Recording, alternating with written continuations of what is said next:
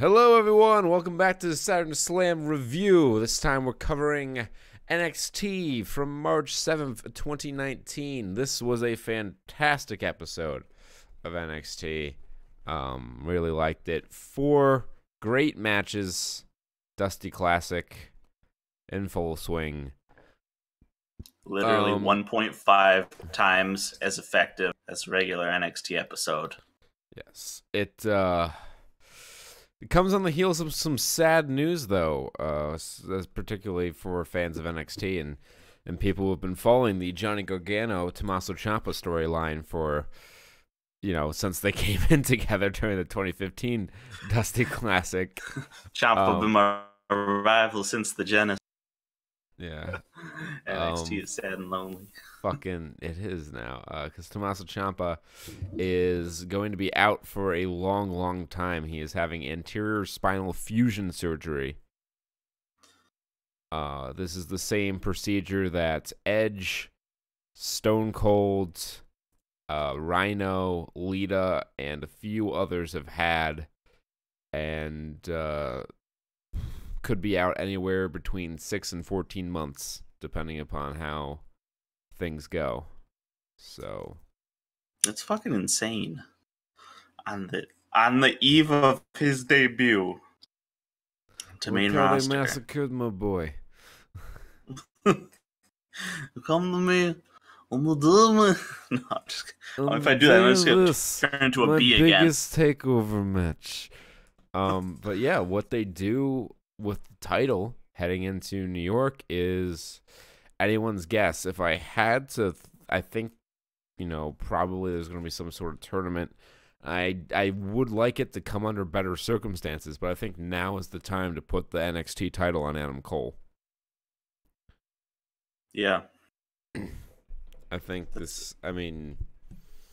Gargano, I would say put it on Gargano and have him have a run, and you can't keep him on NXT for another year for Ciampa to come back, so I don't think they would ever finish the storyline, unfortunately. But but in that case, the reason why that doesn't work is because Gargano is called up, essentially. He's splitting time between NXT and the main roster, but after they wrap up TakeOver New York, and maybe even sooner now that he's been displaced, for lack of a better term, he's probably going to be off NXT television completely. So that's not the kind of guy you want to put your top strap on. I'd say Adam Cole is as good a choice as any. I think he's the most ready of anyone in the main event scene to carry the big belt for a while until you can kind of figure out what to do and build up some more challengers. Mm-hmm. And if you can even goes in the story, and this can mark the change on the Undisputed Era year of gold. You can start steering that in a different direction. Yeah, or just steering into that. This could be the first title they win, and then whatever if the War Raiders hold on to the tag titles, they can drop them to Red Dragon. And then I guess Roderick Strong could potentially win the North American title off of Matt Riddle or the Velveteen Dream, whoever's holding that, coming out of TakeOver New York, and you can eventually get to the point where they hold all the gold. Mm-hmm. Yep, it's been a week of mixed news. There's also some passings. Yep. Who we got first? Yeah, King Kong Bundy, yeah. Yep. Passed away younger than I thought he was. He was only in his 60s. I somehow thought he'd be older than that. Also tangentially related to wrestling, Luke Perry passed away at age 52 of a stroke. He was a lifelong WWE fan. I believe he was a consultant for the creative team for a point in time, and his son wrestles as Jungle Boy. He wrestled a lot in PWG. You could see Luke Perry in the crowd a lot, and he signed a contract with AEW earlier this year. So 52 is too young for anyone to die, and it just sucks. Yeah, his son got the biggest break of his wrestling career, And, I'm sure if he's on that Double or Nothing show, he would have loved to have seen it. And I'm sure his son would have loved for his dad to be in there. But now that's not going to happen. So that blows. Heartbreak in the ring. One shining ray of hope, however, is Lars Sullivan is fine after his anxiety attack. They say he's doing better. They don't know if he's going to come back to the main roster. Different story. Yeah, I think, unfortunately, it seems like they put the U.S. title on Samoa Joe this Tuesday on SmackDown. And it seems like John Cena versus Samoa Joe is going to be the WrestleMania match. Joe should win. But that was the spot that was going to go to Lars Sullivan, the Cena match. So I think it's best for everyone. Give Lars some more time to get his head right and relax or whatever it is you do after an anxiety attack. And bring him back to television, the Raw or SmackDown after WrestleMania. Have him destroy whomever the fuck. If you really want to rocket strap the guy, have him come out and beat the shit out of Seth Rollins if he wins the title at WrestleMania. Yeah. There's your next challenger for them. And if you want to get the belt on Roman this quickly, I think you should wait a little bit. He's got a lot of goodwill still. I wouldn't immediately put the title back on him, but if you wanted to, you could have Lars beat Seth and then Roman beat Lars down the line. That sounds like a Vince move. Yeah. Even though Lars is a Vince. Yeah. I mean, Vince always has to have his top guy beat a giant on their way up. That's just how this works. It's how he did it back in. He's from a different time. You have to understand. King Kong Bundy was brought in largely as a giant for Hulk Hogan to beat, just like the Big Boss Man was brought in as a giant for Hogan to beat, just like Andre the Giant was brought in as a giant for Hogan to beat. I don't know if you've noticed the pattern here, so I'll give two more examples. The Ultimate Warrior. Well, he wasn't brought in. They thought the Warrior was going to beat the guy, but that backfired in spectacular fashion. Mm-hmm. Any giants on this Wednesday's card? No, I think the biggest man who wrestled tonight was Eichner, right? Angelo Dawkins, I think. Oh yeah. Yeah, you gotta figure he's a good 6'2", 260. DOOKNS Dawkins. So I had heard this and I didn't investigate it until today because I was bored when I was watching the show. The Street Profits theme is like the same fucking theme that they used for Team Bad. Do you remember Team Bad in 2015 when they brought the women up and split them off into 3-person groups? Did it have 2D? Was it bad? No, it was just bad. It was Naomi, Tamina, and Sasha Banks. Oh, well. The theme song is the same, just with a different chorus.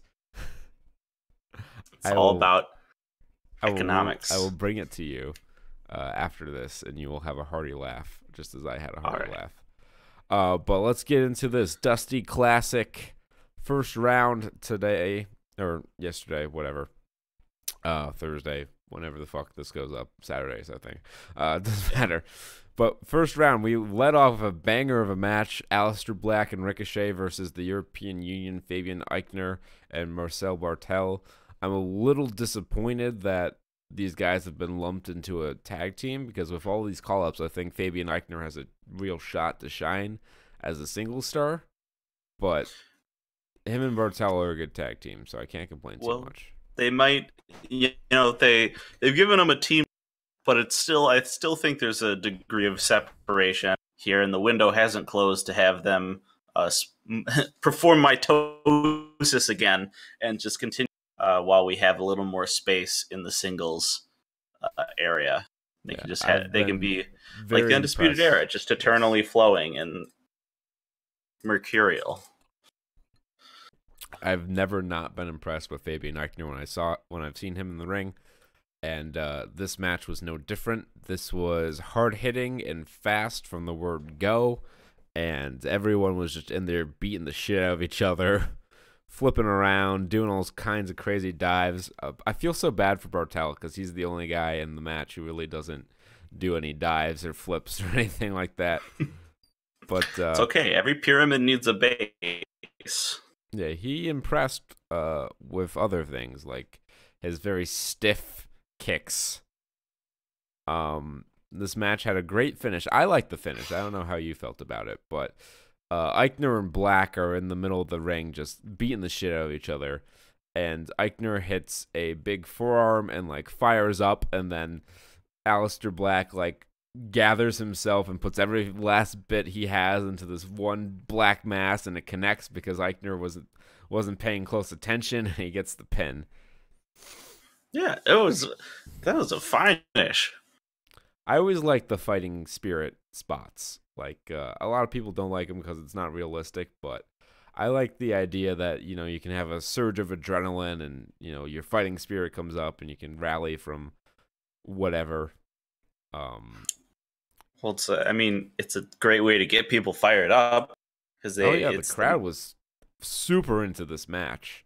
I was super into this match. This match was great. It was fantastic. Ricochet and Aleister Black are a team.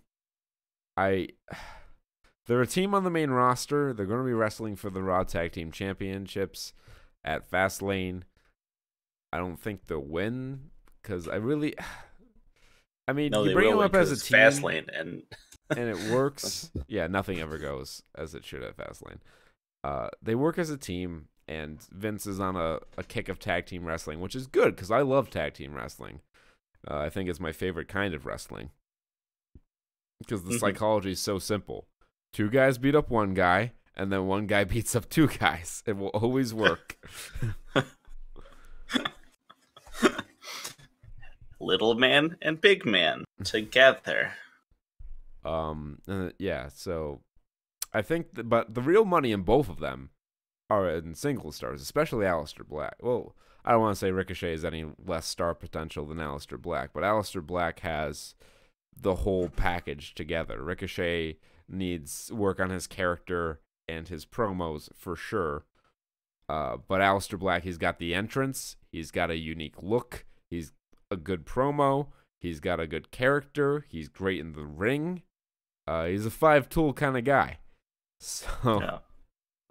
The money in him is as a single star. I think he could be what a lot of us wanted Bray Wyatt to be. And if I were booking the territory, I would give him sort of the Undertaker push, where he is always booked strong. He can lose, but he always has to be protected in the loss. So, like, never or very seldom a super clean finish, and only a super clean finish to someone else I'm trying to really push hard. And he wins, and, fucking give him a pay-per-view streak. Doesn't have to be WrestleMania, but, like, go all in on it. Have him be Mr. SummerSlam. Have him be undefeated at SummerSlam for 10 years. Yeah. And the next up-and-coming guy finally beats him at SummerSlam, and you can do it. You just have to stand far away enough from Vince, and just so he squints. He's like, we got another Undertaker. He's right here. Put him on some stilts. Have him wear a trench coat to the ring, and hey, Black, could you wear this hat? We need you to put on this Need hat it for a second. And this trench coat. Hey, Vince, it's Mark. He's here. Oh, yeah, have him out there. Go put him over fucking Corbin. Most of that's just me laughing at Corbin, the constable. No longer the constable, but still dressing in suit pants and a shirt for whatever fucking reason. Because he was manager for a hot second. They need to fucking stop pushing Baron Corbin and give that push to Aleister Black, goddammit. Who is the current GM for Raw? I think the McMahons are in charge again. Okay. So I think Shane, Stephanie, Vince, and Hunter are all in charge. But wait, no, Peter. We're in charge. The fans are the authority now. Oh, good. Yes, because the NXT universe decides the fate. That lasted all of like a fucking week. Um, Oh, Forgotten Sons wrestled Jackson, not Jackson Riker. What is this? that would be a fun match. This is Forgotten Sons are there's 4 shots Jackson of Riker. Admiral Nelson in this drink. I just want that on record. The Forgotten Sons Noted. with Jackson Riker wrestled Oni Lorcan and Danny Burch. This was probably the best Forgotten Sons match I've ever seen. But a lot of that had to do with the fact that Oni Lorcan and Danny Burch were in there working their asses off. And to their credit, I'll give credit where credit is due. The Forgotten Sons didn't fuck anything up. But when they were on offense, the match was markedly less exciting. Right. There's just nothing that it's the same problem and complaints that we've had about them since their debut and since their inception, is that they may be competent, they can be as competent as they want, but there is nothing that they have shown us at this whole time that says, come watch us. We're gonna bring something that you want to see to the table. There's no hook to the act. And honestly, the only one of them who has any sort of charisma and the best worker of the group, Jackson Riker, hardly ever wrestles. I think he's had like 2 or 3 matches on NXT their entire run, and they've been on the show for like 4 months now. Yeah. It's a rough time. Meanwhile, Oni Lorcan over here dropping. I love Oni Lorcan so much. Just because he does this fucking double running blockbuster. Yeah, that makes me so happy. Blockbuster's a cool move, and he does it as good as anyone. The story of this match was Lorcan hurt his back, and there were a couple times where Danny Burch had to carry most of the load, and there were a couple times where they tried to go for their finish, but Lorcan couldn't make it happen with his back, and every time they got on the advantage, one of the Forgotten Sons would come and break it up. And eventually they just got in the right place at the right time. They hit their Scorpion Death Drop double foot stomp combo finish for the pin here. And the Forgotten Sons advance. And it's really sad. Lorcan and Burch are such a good team. Work rate wise, and they cut a good promo that one match they had against the Undisputed Era afterwards when they came up just short. I'd love to see them do more with them, but unfortunately it seems like they see them at a certain level for right now, and unfortunately that level is not in the mix for the tag championships. Yeah, true shame. I mean, maybe it's also they don't want to push them too hard because there's, they're trying to split Danny Burch because he's also has some presence in the UK. Yeah. Comes on occasionally. But yeah, I would like to see them be pushed more. Next match, Street Profits versus Mustache Mountain. The Street Profits worked this match as total heels, and I think that's the right role for them. I think they were better working as the heels than they are working as the baby faces. Simply because Montez Ford is a tremendous athlete. Yes. No one can take that away from him. But his offense is not the spectacular kind of babyface offense that you would expect from a guy like that. But he works fine as a heel where he can do 1 or 2 really big athletic spots and match. And everyone will be like, wow, that was pretty impressive. But the most of the time he can like work over a body part or what have you. And Angelo Dawkins works far better as a heel because his offense is kind of slow and plodding to begin with, and that doesn't lend itself to really entertaining babyface comebacks. So I think they should turn them. If they haven't turned already, they've kind of turned, I feel. They've acted more heelish lately. Whenever Montez Ford makes that fucking insane face, yeah, they gotta be heels. No happy man can make that face. You think he'd be happy? He's married to Bianca Belair. Like, that's, you can do far worse in life. That's very true. Tyler Bate, as always, is a big, strong boy. He's a little strong boy. He's a little strong boy. And Trent Seven, I personally think he did pretty well this match. I've started to come around on Trent Seven. He's picked up his game a little bit. He's gotten in slightly better shape. Mm-hmm. I was going to say Trent Seven's come around on Trent Seven. Yeah. He's gotten slightly better shape, and he's picked up his rate a little bit. I still get really pissed off when he does Super Trent 7 routine and just no-sells whatever the fuck has been done to him, which is usually an astronomical amount of damage to just no-sell. Yeah, especially compared to, like, you know, you gotta kayfabe. Okay, he no-sold all of that, but then he lifts up like Montez Ford, and he doesn't have all. It takes him a second to get all of it. Yeah, I'm like, don't yeah, match up. This finish, this was fucked up. You can tell because they did a awkward camera cut in the middle of the move. Because they probably messed it up. It was this weird torture rack, and I don't know what Tyler Bate was supposed to come off the top with, but it was not. That was not what he came off the top with. No. So they did an awkward cut in the middle, and we saw the aftermath. We saw the setup in the aftermath. Bleacher Report here says that it was, I guess, a dragon suplex. Well, that's wrong. Because there's no way you could do a dragon suplex from that position.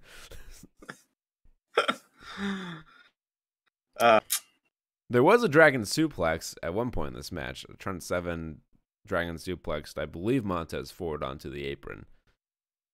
Yes. Okay. Yes.